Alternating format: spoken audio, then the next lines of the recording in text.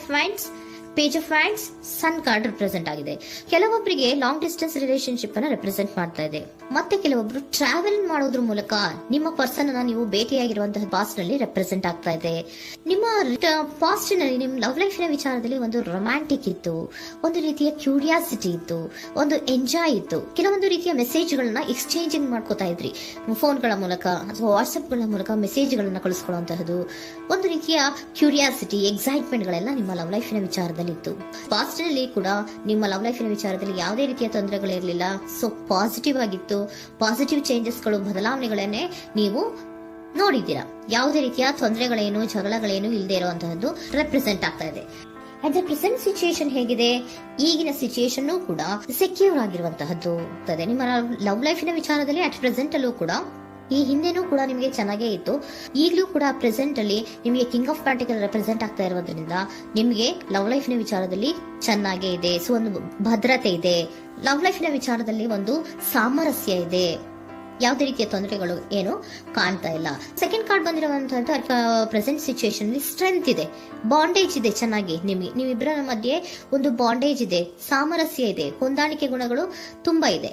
ಆದ್ರೂ ಕೂಡ at present ಅಲ್ಲಿ ಕೆಲವೊಂದು ವಿಚಾರಗಳ ಬಗ್ಗೆ ಅನುಮಾನವನ್ನ ಪಡ್ತಾ ಇರುವಂತಹದ್ದು ರೆಪ್ರೆಸೆಂಟ್ ಆಗ್ತಾ ಇದೆ. ಅಟ್ ಪ್ರೆಸೆಂಟ್ ಅಲ್ಲಿ ನೀವು ಕೆಲವೊಂದು ವಿಚಾರಗಳ ಬಗ್ಗೆ ನಿಮ್ಮ ಮೇಲೆ ನೀವು ಕೆಲವೊಂದು ಡೌಟ್ ಅನ್ನ ಪಡ್ತಾ ಇರುವಂತಹದ್ದು ರೆಪ್ರೆಸೆಂಟ್ ಆಗ್ತಾ ಇದೆ. ನಿಮ್ ಲವ್ ಲೈಫಿನಲ್ಲಿ ಕೆಲವೊಂದು ರೀತಿಯ ಭದ್ರತೆಗಳಿದೆ. ಸೊ ಯಾವುದೇ ರೀತಿಯ ತೊಂದರೆಗಳೇನೂ ಇಲ್ಲ, ಒಂದು ರೀತಿಯ ಗುಡ್ ಬಾಂಡೇಜ್ ಇದೆ. ಆದ್ರೂ ಕೂಡ ನಿಮ್ಮಲ್ಲಿ ಯಾಕೋ ಆತ್ಮವಿಶ್ವಾಸ ಇಲ್ಲ, ಆತ್ಮವಿಶ್ವಾಸದ ಕೊರತೆಗಳು ರೆಪ್ರೆಸೆಂಟ್ ಆಗ್ತಾ ಇದೆ. ಯಾವುದೋ ಕೆಲವೊಂದು ಅನುಮಾನಗಳು ನಿಮ್ಮಲ್ಲಿ ನಿಮ್ಮ ಲವ್ ಲೈಫಿನ ವಿಚಾರವಾಗಿ ಇರುವಂತಹದ್ದು ರೆಪ್ರೆಸೆಂಟ್ ಆಗ್ತಾ ಇದೆ. ಏನಾದ್ರೂ ತೊಂದರೆ ಆಗ್ತಾ ಇದೆಯಾ, ನನ್ನ ಲವ್ ಲೈಫಿನ ವಿಚಾರವಾಗಿ ಏನಾದ್ರೂ ತೊಂದರೆ ಆಗ್ತಾ ಇದೆಯಾ ಅಂತ ನಿಮ್ಮಲ್ಲಿ ನೀವು ಅನುಮಾನವನ್ನ ಪಡ್ತಾ ಇರುವಂತಹದ್ದು ರೆಪ್ರೆಸೆಂಟ್ ಆಗ್ತಾ ಇದೆ. ಫ್ಯೂಚರಿನ ಬಗ್ಗೆ ಹೇಳೋದಾದ್ರೆ ಕ್ವೀನ್ ಆಫ್ ಪ್ಯಾಂಟಿಕಲ್ಸ್ ಬಂದಿದೆ. ಕ್ವೀನ್ ಆಫ್ ಪ್ಯಾಂಟಿಕಲ್ಸ್ ಬಂದಿರುವಂತಹದ್ದೇನು, ಒಂದು ರೀತಿಯ ಪೋಷಣೆಯನ್ನ ಮಾಡುವಂತಹದ್ದು ರೆಪ್ರೆಸೆಂಟ್ ಆಗ್ತಾ ಇದೆ.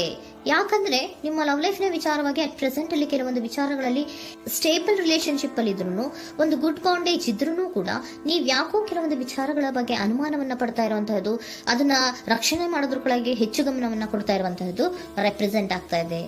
ಇಮಿಡಿಯೇಟ್ ಫ್ಯೂಚರಿನ ಬಗ್ಗೆ ಹೇಳೋದಾದ್ರೆ ನೀವೊಂದು ರೀತಿಯ ಪೋಷಣೆಗಳನ್ನ ಮಾಡುವಂತಹದ್ದು, ನಿಮ್ಮ ಲವ್ ಲೈಫಿನ ವಿಚಾರವಾಗಿ ಕೆಲವೊಂದು ರೀತಿಯ ಹೆಚ್ಚು ಗಮನವನ್ನ ಕೊಡುವಂತಹದ್ದು. ಯಾವುದೋ ನಿಮ್ಮ ವಿಚಾರಗಳಲ್ಲಿ ಹಿಡಿತದಲ್ಲಿ ಏನ್ ಇಟ್ಕೊಂಡಿದ್ರೋ, ನಿಮ್ಮ ಪೊಸೆಸಿವ್ನೆಸ್ ಅನ್ನ ಏನ್ ಇಟ್ಕೊಂಡಿದ್ರೋ, ಯಾವುದೋ ಕೆಲವು ವಿಚಾರಗಳಲ್ಲಿ ನೀವು ಬಹಳಷ್ಟು ಓಪನ್ ಅಪ್ ಆಗಿ ಮಾತಾಡದೆ, ಯಾವ ವಿಚಾರಗಳನ್ನು ಕೂಡ ಹೇಳ್ಕೊಳ್ಳದೆ, ನಿಮ್ಮಲ್ಲೇ ನೀವು ಕೆಲವೊಂದು ಬೇಜಾರುಗಳನ್ನ ಏನ್ ಇಟ್ಕೊಂಡಿದ್ರೋ ಆ ವಿಚಾರಗಳನ್ನ ನೀವು ಮಾತಾಡುವಂತಹ ಸಾಧ್ಯತೆಗಳು ಇಮ್ಮಿಡಿಯೇಟ್ ಫ್ಯೂಚರ್ ನಲ್ಲಿ ಕಾಣಿಸ್ತಾ ಇದೆ. ಯಾವುದೋ ಕೆಲವೊಂದು ವಿಚಾರ, ಯಾಕೆ ಯಾವುದೋ ಕೆಲವು ವಿಚಾರಗಳಲ್ಲಿ ನಿಮಗೆ ಅನುಮಾನಗಳು ರೆಪ್ರೆಸೆಂಟ್ ಆಗ್ತಾ ಇದೆ. ಲವ್ ಲೈಫಿನ ವಿಚಾರ, ಪ್ರೀತಿಯಲ್ಲಿ ಯಾವಾಗ ಅನುಮಾನಗಳು ಸೃಷ್ಟಿಯಾಗುತ್ತೋ ನಾವು ಅವಾಗವಾಗ್ಲೇ ಅದನ್ನ ಬಗೆಹರಿಸ್ಕೊಬೇಕು. ನಮ್ಮಲ್ಲೇ ಇಟ್ಕೊಳ್ಳೋದು, ಅಯ್ಯೋ ಏನಾಗ್ತಾ ಇದೆಯೋ ಅಂತ ಕೊರಗೋದು ಅಥವಾ ಏನಾಗ್ಬಿಡುತ್ತೋ ಅಂತ ಭಯ ಪಡುವಂತಹದ್ದು ಏನು ಬೇಕಾಗಿಲ್ಲ. ಯಾಕಂದ್ರೆ ಲವ್ ಇರುವಂತಹದ್ದೇ ನಂಬಿಕೆಯ ಬುನಾದಿಯ ಮೇಲೆ. ಸೊ ನೀವೇನ್ ಮಾಡ್ಬೇಕು, ಏನಾದ್ರೂ ಸ್ವಲ್ಪ ಡೌಟ್ಗಳು ಬಂದಾಗ ನೀವು ಅದನ್ನ ಬಗೆಹರಿಸ್ಕೋಬೇಕು. ಯಾವ ವಿಚಾರದಲ್ಲಿ ನಿಮಗೆ ಬೇಜಾರಾಗಿತ್ತು ಅದನ್ನ ನೀವೇನ್ ಮಾಡ್ಬೇಕು, ನಿಮ್ಮಲ್ಲೇ ಇಟ್ಕೊಂಡು ಕೊರಗಬಾರ್ದು. ಓಪನ್ ಅಪ್ ಆಗಿ ಮಾತಾಡೋದ್ರ ಮೂಲಕ ನೀವು ಕ್ಲಾರಿಟಿಯನ್ನ ತಗೊಳ್ಳುವಂತದ್ದು ನಿಮಗೆ ಇಮಿಡಿಯೇಟ್ ಫ್ಯೂಚರ್ ನಲ್ಲಿ ಕಾಣಿಸ್ತಾ ಇದೆ. ಯಾವುದೇ ವಿಚಾರಗಳ ಬಗ್ಗೆ ನೀವು ನಿಮ್ಮ ಲವ್ ಅನ್ನ ಅಥವಾ ನಿಮ್ಮ ಪ್ರೀತಿಯನ್ನ ಭದ್ರವಾಗಿ ಉಳಿಸ್ಕೊಳ್ಳೋದಕ್ಕೋಸ್ಕರವಾಗಿ ನೀವು ನಿಮ್ಮಲ್ಲೇ ಇಟ್ಕೊಂಡಿದ್ದಂತಹ ಅಥವಾ ಕೆಲವು ಬೇಜಾರಿನ ವಿಷಯಗಳ ಬಗ್ಗೆ ನೀವು ಹೆಚ್ಚು ಮಾತಾಡಿ, ಓಪನ್ ಅಪ್ ಆಗಿ ಕೆಲವೊಂದು ವಿಚಾರಗಳ ಬಗ್ಗೆ ಮಾತಾಡುವಂತಹದ್ದು ಮತ್ತೆ ಅದನ್ನ ಕ್ಲಾರಿಟಿಗೆ ತಗೊಳ್ಳುವಂತಹದ್ದು ರೆಪ್ರೆಸೆಂಟ್ ಆಗ್ತಾ ಇದೆ. ನಿಮ್ಮಲ್ಲಿ ಬಾಟಮ್ ಆಫ್ ದ ಡಕ್ ಅಲ್ಲಿ ಬಂದಿರುವಂತಹದ್ದೇ ಅದು. ಖುಷಿಯಾಗಿರ್ಬೇಕು, ಸಂತೋಷವಾಗಿರ್ಬೇಕು, ನಮ್ಮ ಲವ್ ಲೈಫಿನ ವಿಚಾರದಲ್ಲಿ ಒಂದು ಎಂಜಾಯ್ ಇರಬೇಕು, ಮತ್ತೆ ನೆಮ್ಮದಿ ಇರಬೇಕು, ಯಾವುದೇ ರೀತಿ ಗಲಿಬಿಲಿಗಳಿರಬಾರ್ದು ಅನ್ನೋಂತಹದ್ದೇ ನಿಮ್ಮ ಎನರ್ಜಿಯಲ್ಲಿ ರೆಪ್ರೆಸೆಂಟ್ ಆಗ್ತಾ ಇರೋದು. ಅದಕ್ಕೋಸ್ಕರನೇ ನೀವ್ ಏನೇನು ಕೆಲವೊಂದು ಸ್ವಲ್ಪ ಅನುಮಾನವನ್ನ ಪಡ್ತಾ ಇದ್ರಿ ಅಥವಾ ಕೆಲವೊಂದು ವಿಚಾರಗಳಲ್ಲಿ ನೀವು ಡಿಸ್ಟರ್ಬ್ ಆಗಿದ್ರಿ, ಓಪನ್ ಅಪ್ ಆಗದೆ ಹೇಳ್ದೆ ನಿಮ್ಮಲ್ಲೇ ನೀವು ಬೇಜಾರನ್ನ ಮಾಡ್ಕೊಂಡು ಏನು ಕೆಲವು ವಿಚಾರಗಳ ಬಗ್ಗೆ ಕೊರಗ್ತಾ ಇದ್ರಿ, ಅದನ್ನ ನೀವು ಓಪನ್ ಅಪ್ ಆಗಿ ಮಾತಾಡಿ ಅದರ ಬಗ್ಗೆ ತಿಳ್ಕೊಳ್ಳುವಂತಹದ್ದು, ಅದನ್ನ ಕ್ಲಾರಿಟಿಗೆ ತಗೊಳ್ಳುವಂತಹದ್ದು ನಿಮ್ಗೆ ರೆಪ್ರೆಸೆಂಟ್ ಆಗ್ತಾ ಇದೆ. ಪಾಸ್ಟಿನಲ್ಲಿ ನಿಮ್ಗೆ ತುಂಬಾನೇ ಚೆನ್ನಾಗಿತ್ತು, ಅಟ್ ಪ್ರೆಸೆಂಟಿನಲ್ಲೂ ತುಂಬಾನೇ ಚೆನ್ನಾಗಿದೆ. ಬಟ್ ಕೆಲವೊಂದು ವಿಚಾರಗಳ ಬಗ್ಗೆ ನೀವು ಸೆಲ್ಫ್ ಡೌಟ್ ಅನ್ನ ಪಡ್ತಾ ಇರುವಂತಹದ್ದು ರೆಪ್ರೆಸೆಂಟ್ ಆಗ್ತಾ ಇದೆ.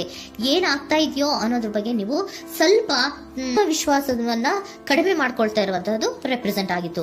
ಬಟ್ ಆದ್ರೆ ಇನ್ನು ಇಮಿಡಿಯೇಟ್ ಫ್ಯೂಚರ್ ನಲ್ಲಿ ಏನಪ್ಪಾ ಅಂದ್ರೆ ನಿಮ್ಮ ಲವ್ ಲೈಫ್ ಅನ್ನ ನಾವು ಉಳಿಸ್ಕೊಬೇಕು, ನಾನು ಎಲ್ಲವನ್ನ ನನ್ನ ಕಂಟ್ರೋಲ್ ಅಲ್ಲೇ ಇಟ್ಕೊಂಡು ಅಥವಾ ಪೊಸೆಸಿವ್ನೆಸ್ ಅನ್ನ ಬೆಳೆಸ್ಕೊಂಡು ನಾನೇ ಬೇಜಾರು ಮಾಡ್ಕೊಂಡಿದ್ರೆ ಸರಿ ಇಲ್ಲ, ನಾನು ಓಪನ್ ಅಪ್ ಆಗಿ ಮಾತಾಡಿ ಕೆಲವೊಂದು ವಿಚಾರಗಳ ಬಗ್ಗೆ ನಾನು ಕ್ಲಾರಿಟಿಯನ್ನ ತಗೋಬೇಕು ಅಂತ ಆಲೋಚನೆಯನ್ನ ಮಾಡ್ತಾ ಇರುವಂತಹದ್ದು ರೆಪ್ರೆಸೆಂಟ್ ಆಗ್ತಾ ಇದೆ.